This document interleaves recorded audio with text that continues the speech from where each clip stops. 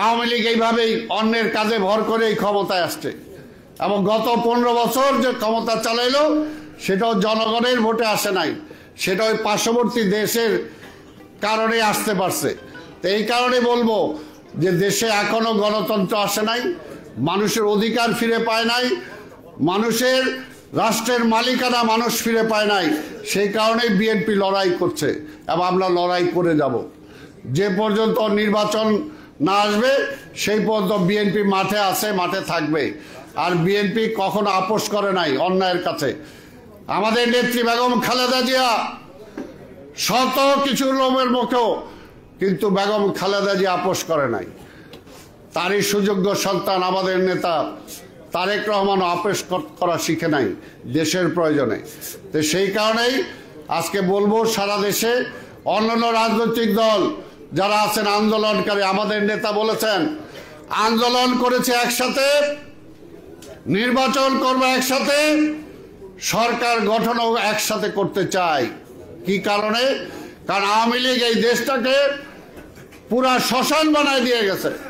এমন কোন সেক্টর নাই যেটা ক্ষতিগ্রস্ত হয় নাই। কাজে ঐক্য ছাড়া এটাকে কোনোভাবেই গড়ে তোলা যাবে না। কাজে মনে করেন না যে বিএনপি দুর্বল এই কারণে ঐক্যের কথা বলে না।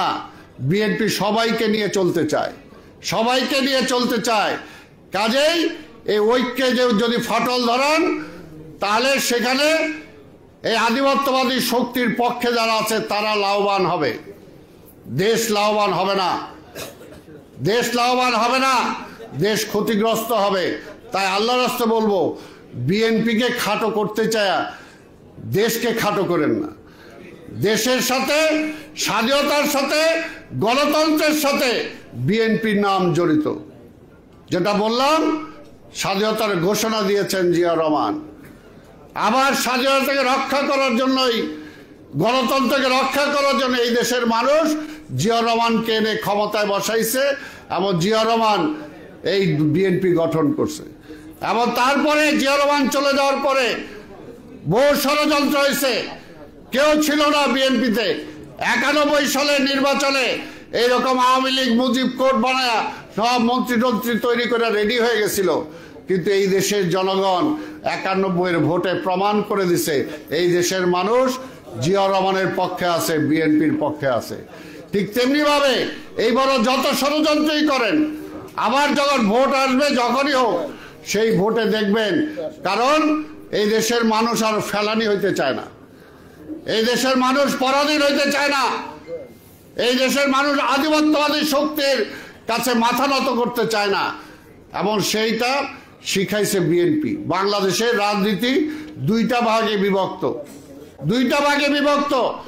একটা হলো আধিপত্যবাদী শক্তির পক্ষে আওয়ামী লীগ সহ যারা, আরেকটা হলো জাতীয়তাবাদী শক্তি বিএনপির পক্ষে যারা আছে। এর মাঝামাঝি কিছু নাই।